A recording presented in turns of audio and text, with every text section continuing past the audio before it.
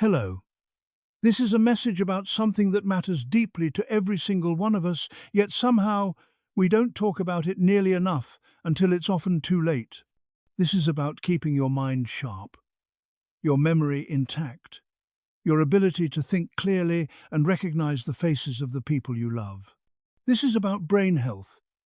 And the story comes from a remarkable woman named Edna who, at 109 years old, can still complete the Saturday New York Times crossword puzzle in pen, still remembers the names of students she taught 6 decades ago, and still engages in spirited political debates with her grandson every Sunday afternoon. Edna's story isn't about luck. It isn't about genetics, though those play some role. It's about choices made every single day for decades. Choices that many of us aren't making. Choices that we postpone or dismiss as unimportant.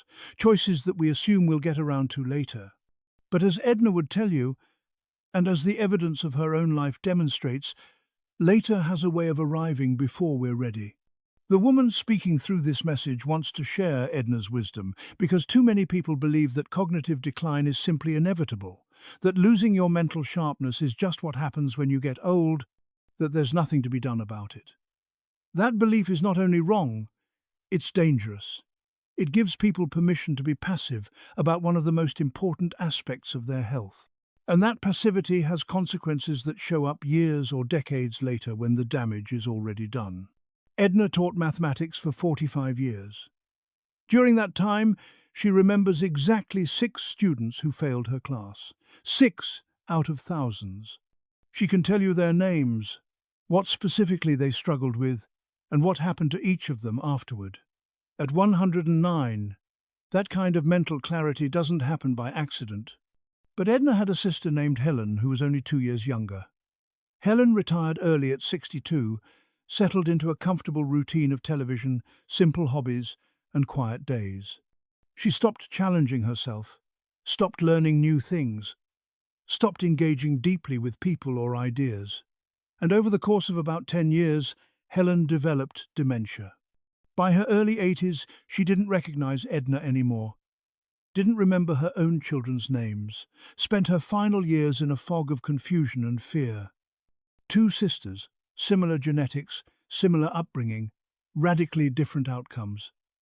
The difference wasn't luck, the difference was how they chose to live their later years. Edna will tell you that your brain is like a muscle. If you don't use it, if you don't challenge it, if you let it coast along doing easy, familiar things, it atrophies, it weakens, it loses capacity.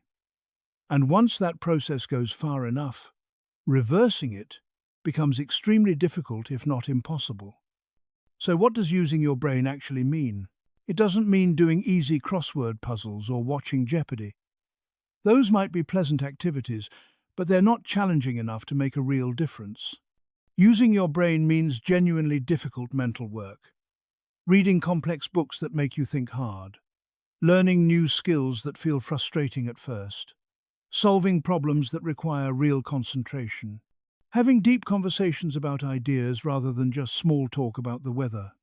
Edna does the Saturday New York Times crossword, which is the hardest of the week.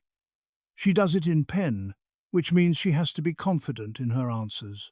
She reads history and philosophy and science, books that require concentration and thought. She learned basic conversational Spanish at age 98 just to prove to herself that she still could. She plays bridge weekly with a group of friends who take the game seriously and play at a high level. These aren't casual activities done to pass time. They're deliberate exercises designed to keep her brain working hard. And the evidence suggests it's working. But mental challenge is only one piece of the puzzle. Edna emphasizes that social connection is absolutely critical for brain health. When you interact with other people, you're engaging multiple cognitive systems simultaneously. You're reading facial expressions, interpreting tone of voice, following complex conversational threads, retrieving memories, formulating responses, managing emotions. It's one of the most comprehensive workouts your brain can get. Loneliness, conversely, is devastating for cognitive health. Study after study shows that social isolation accelerates cognitive decline. When you're alone all the time, when you're not talking with people, not engaging with others, your brain simply doesn't get the stimulation it needs. Parts of it start shutting down from disuse. Edna tutors children in mathematics twice a week. She plays cards with friends every Thursday. She has dinner with family members regularly. She argues about politics with her grandson, debates books with a reading group, and maintains friendships that go back decades. These aren't optional social niceties. They're essential brain health practices. Physical activity is another non-negotiable element. The research is absolutely clear on this. Regular physical movement dramatically reduces the risk of cognitive decline. It increases blood flow to the brain, promotes the growth of new brain cells, and helps clear out toxins. You don't have to run marathons. Walking is enough. Gardening works. Swimming, dancing, tai chi, anything that gets your body moving regularly. Edna walks every single day. At 109. Sometimes it's just around her house and yard. Sometimes, on good days, she walks to the corner and back. The distance doesn't matter as much as the consistency. Every day, without fail, she moves her body. Compare that to some of her peers who spent their later years sitting in front of the television for hours, sitting in comfortable chairs, not moving much, not challenging their bodies.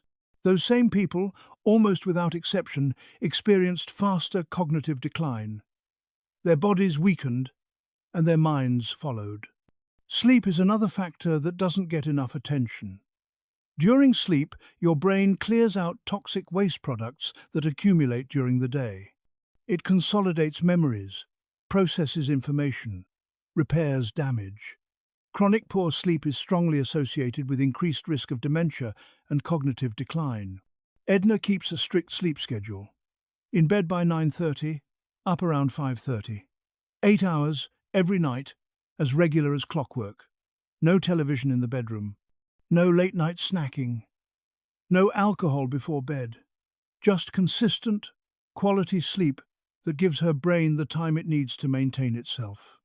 Many people treat sleep as optional, something to sacrifice when there are other things they want to do. They stay up late watching shows, scrolling on phones, or just because they can't be bothered to go to bed. Then they wonder why they feel foggy, why their memory seems less sharp, why they can't think as clearly as they used to. Nutrition matters enormously as well. Your brain is an organ. It requires specific nutrients to function properly. If you feed yourself mostly processed foods, high in sugar and unhealthy fats, low in actual nutritional value, your brain suffers. It literally doesn't have the building blocks it needs to maintain itself. Edna eats what researchers would call a Mediterranean-style diet. Lots of vegetables, fish several times a week, olive oil, nuts, whole grains. Very little processed food, very little sugar. She's not fanatical about it, but she's consistent. She thinks of food as fuel for her brain and body, not just as entertainment or comfort. The contrast with many people's diets is stark. So many people eat convenience foods, fast foods, processed snacks. They consume enormous amounts of sugar, which causes inflammation and damages blood vessels, including the ones feeding the brain. They wonder why they feel mentally sluggish but never connect it to what they're putting in their mouths 3 times a day. Perhaps most important of all is purpose. Having a reason to get up in the morning. Having goals, projects, things that matter to you.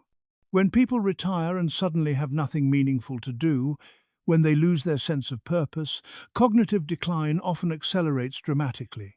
Edna's sister Helen lost her purpose when she retired. She'd been a nurse, deeply engaged in her work, feeling needed and useful. Then suddenly, she wasn't. She had no clear goals, no compelling reasons to challenge herself, no sense of mission. And her brain, sensing it was no longer needed, started to shut down. Edna, by contrast, transitioned from formal teaching to tutoring. From tutoring to volunteering. From one meaningful activity to another. She always had projects, always had students who needed her. Always had reasons to stay sharp, to keep learning, to remain engaged with the world. This is crucial.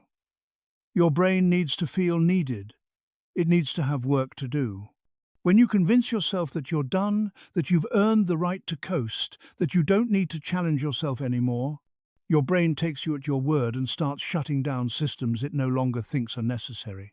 Now, some of you listening to this might be thinking that it's too late, that you've already noticed some decline, that the damage is done. But that's not entirely true. While it's certainly better to start these practices early and maintain them consistently, starting at any age can slow decline and sometimes even reverse some deficits. The brain has remarkable plasticity, meaning it can create new connections, develop new capabilities, recover some lost function if you give it the right conditions. But you have to actually do the work. You have to challenge yourself. You have to get uncomfortable. That's the part many people don't want to hear. They want a pill, a supplement, a simple trick.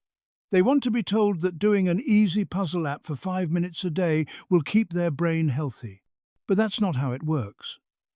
Real cognitive health requires real effort. Think about what challenging your brain actually means. It means reading books that you have to concentrate on, that you can't just skim through mindlessly. It means learning skills that feel frustrating at first, where you make mistakes and have to keep trying. It means having conversations about substantive topics where you have to think hard to keep up. It means doing puzzles or games that are actually difficult, not just easy time fillers. Most people aren't doing this. Most people are choosing the path of least resistance, easy entertainment, passive consumption, familiar routines that don't require any mental stretch. And they're paying for those choices with their cognitive future. Social engagement means real interaction, not just being around people.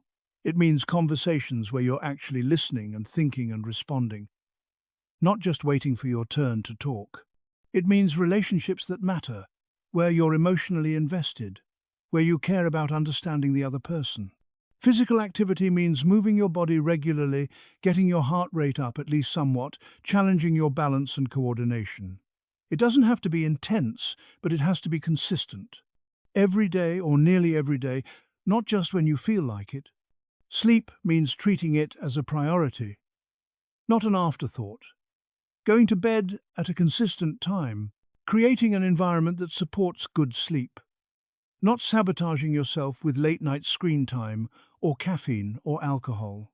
Nutrition means making conscious choices about what you eat, choosing foods that nourish rather than just fill you up. It means cooking real food more often than eating processed convenience meals. It means treating sugar as an occasional treat rather than a staple. Purpose means finding or creating meaning in your life. It means having goals that extend beyond just getting through the day. It means feeling needed, useful, connected to something larger than yourself. These aren't small asks. They require discipline, effort, consistency. They require choosing the harder thing when the easier thing is right there, tempting you. They require planning and intentionality rather than just drifting through your days. But consider the alternative. Consider what it's like to lose your memory, to not recognize your own children, to feel confused and frightened in familiar places, to lose the ability to read, to follow a conversation, to make sense of the world around you, to become a burden rather than a contributor, to spend your final years in a fog, disconnected from everything and everyone you love. That's what's at stake. That's what you're trying to prevent. And the choices you make today, tomorrow, next week, next month, they all matter. They all add up. Edna would tell you that at 109, she has no regrets about the mental work she's put in over the decades. Yes, it would have been easier to watch more television, to do simpler activities, to not challenge herself. But she can still think. She can still read and learn and engage. She can still recognize and love the people around her. She can still contribute, teach, matter. That's not luck. That's the payoff for decades of daily choices to exercise her brain, maintain her social connections, move her body, sleep well, eat properly, and stay purposeful. Now, here's what needs to happen next. This message can't just be information you hear and then forget. It has to translate into action. Today, not someday, not when you get around to it. Today, first honestly assess where you are right now. Are you challenging your brain daily with genuinely difficult mental work? Are you maintaining meaningful social connections? Are you moving your body regularly? Are you sleeping well and consistently? Are you eating foods that support brain health? Do you have a clear sense of purpose? Second, choose one area where you're falling short and commit to improving it this week. Maybe that means buying a challenging book and committing to read for 30 minutes daily. Maybe it means calling a friend you haven't talked to in months and scheduling regular conversations. Maybe it means starting a daily walk. Maybe it means establishing a consistent sleep schedule. Maybe it means cooking real meals instead of relying on processed foods. Don't try to fix everything at once. That's overwhelming and usually fails. Pick one thing. Do it consistently. Then add another. Third, understand that this is a lifetime commitment, not a temporary project. Brain health isn't something you work on for a few months and then check off your list. It's a daily practice that continues for as long as you live. Fourth, share this message with people you care about. Too many people are sleepwalking toward cognitive decline because nobody has explained to them clearly what's at risk and what they can do about it. Share this with your spouse, your siblings, your friends. Start conversations about brain health in your community. Your mind is precious. It's what makes you who you are. It's how you experience the world, connect with loved ones, find meaning and joy in life. Protecting it should be one of your highest priorities. And protecting it is absolutely possible if you're willing to do the work. Start today. Challenge your brain, connect with people, move your body, sleep well, eat right, find purpose, do it today and tomorrow and the day after that. Do it when you feel like it and when you don't. Do it consistently, deliberately, persistently. Your future self is depending on the choices you make right now. Don't let that future self down. Don't be the person who looks back with regret, wishing you'd started sooner, wishing you'd taken it seriously. Be the person who, like Edna at 109, can still think clearly, still engage fully, still recognize and love the people who matter most. The work starts now. Make it count.